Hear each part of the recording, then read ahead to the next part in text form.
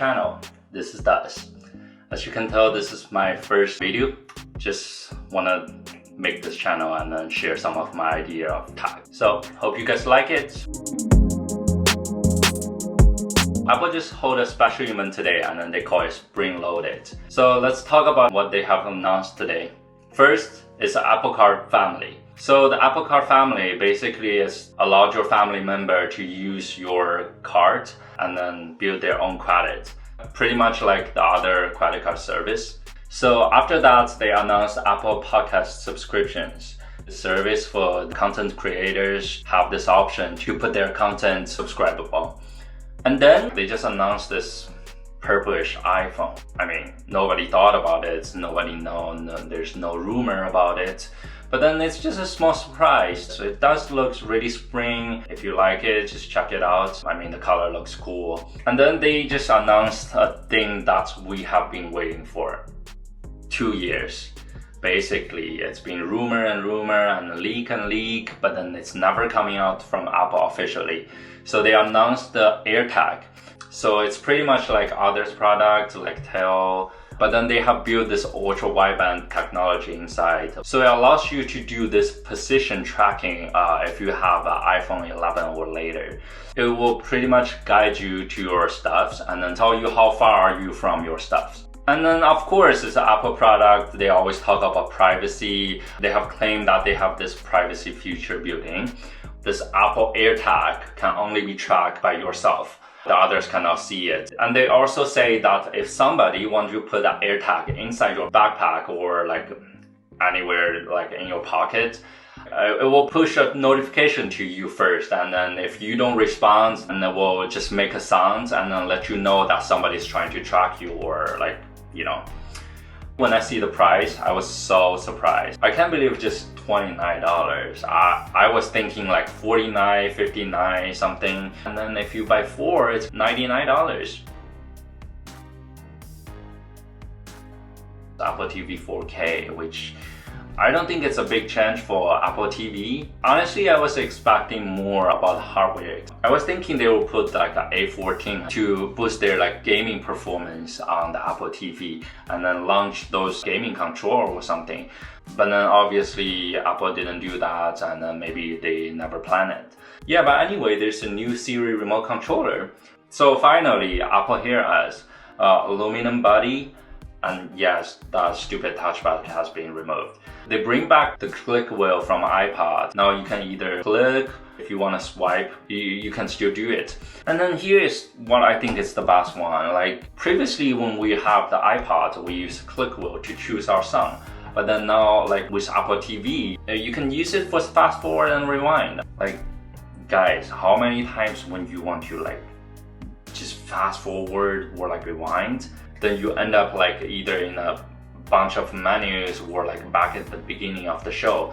And then also they add this power button so you can control your TV as well, which is again great. I mean, I remember I was just so frustrated when I like finished my video and then I need to go to sleep and then where's my TV control? I just cannot find it. But then now you can just click power button and then your TV turns off, Apple TV turns off as well.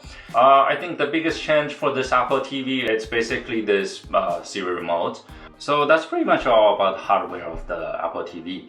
And then software-wise, they mentioned this feature about use your iPhone to balance your TV colors. They are using your iPhone to capture the color from your TV and then analyze it with iPhone. And then they use some sort of algorithm calculate the difference between your TV's color and the accurate color. And then your Apple TV will export a complementary signal to your TV. So your TV will be able to display accurate color, even it was not balanced by itself. But yeah, I think it could be a game changer if it can really balance your color, like make all the TV looks kind of the same. That's all about Apple TV. Next, iMac. Guys, I have to be completely honest. I was mind-blowing. This iMac is so sick. It's a completely new design. It's super slim, 11.5 millimeter. Guys, 11.5 millimeter. Let me tell you how thin it is. If you have an original iPhone or original iPad, just get it out and then it's gonna be even thinner than them. I really cannot wait to see with this new redesigned MacBook when it come out, how thin it's gonna be. Anyway, I'm just so mind-blowing, still cannot believe it. And you know what's more crazy? 7 colors. The original colorful iMac is back. It's stunning. And those colors are not like the one that we have in MacBook Air or iPad Pro. They are really saturated. I like the back a lot. I like the color a lot. But then the front part, this chain they have there is still, just too big. I know they might need some space to put their chip in, to put everything like speakers in, but then I wish they could come with a better idea with just screen and no chain. But then this light color, I just don't know, I just feel like they should use black and then bring those saturated color to the front. And I photoshopped those, and then you can comment down there and then let me know which one do you like. Do you like the lighter version or do you like the black version more? We'll have to see when they upgrade the 27-inch iMac. One thing that disappointed me is they only put M1 inside the new iMac. The same one as the MacBook Air we see last year, the MacBook Pro 13-inch, the Mac Mini. If you think about it, it kind of makes sense because this 24-inch iMac is basically just an entry-level computer. But then, everybody is expecting something harder like M1X or M2, whatever they call it. Everybody want to see how they can bring this performance to another level. But I guess we can see it soon, maybe as soon as WWDC. They have this new magnetic attached power string, which looks kind of cool. It's kind of like MagSafe. But that is not all. They finally bring the 1080p camera to the iMac. The other thing that surprised me, they bring the spatial audio to iMac. That's basically everything they talk about iMac. Okay, next up, iPad Pro. Guys, they bring M1 to iPad. So now the iPad is as powerful as all those Macs that they just announced last year or today. Now the iPad Pro is just like the small version of the iMac. They have the similar design, they are all floating. But then yeah, I'm really excited about how they're gonna change the iPad OS for this year since the iPad Pro is now running on M1 chip. I really hope they bring some pro apps like Final Cut Pro. Come on Apple, just bring it to the iPad, okay? Let's talk about the screen. The 12.9-inch model now have mini LED, Apple call it Liquid Retina XDR.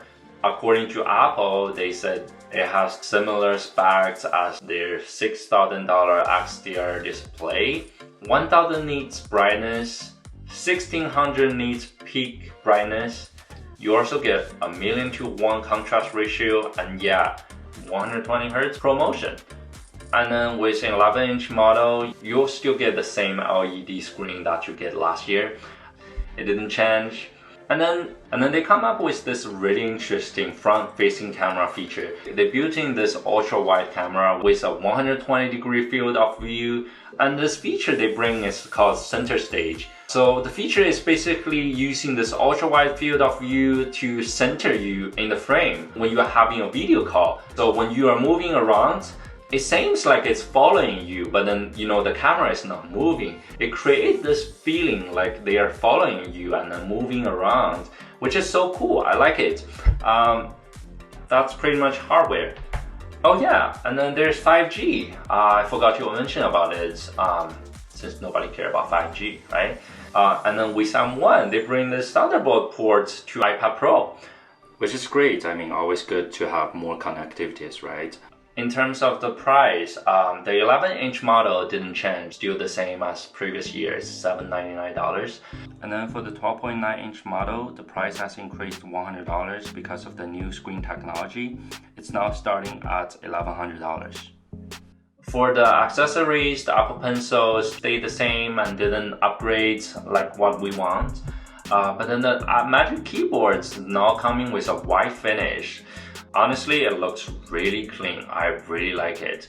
But yeah, if you already have this smart keyboard, just keep it. You can use your new iPad Pro to your smart keyboard if you're planning to buy one.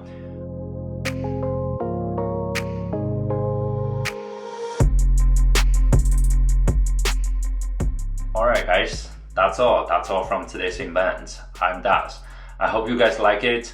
If you like it, go ahead and subscribe and hit the like button, and I will bring you guys more videos. Yeah, that's all for today. I will see you guys next time. Peace.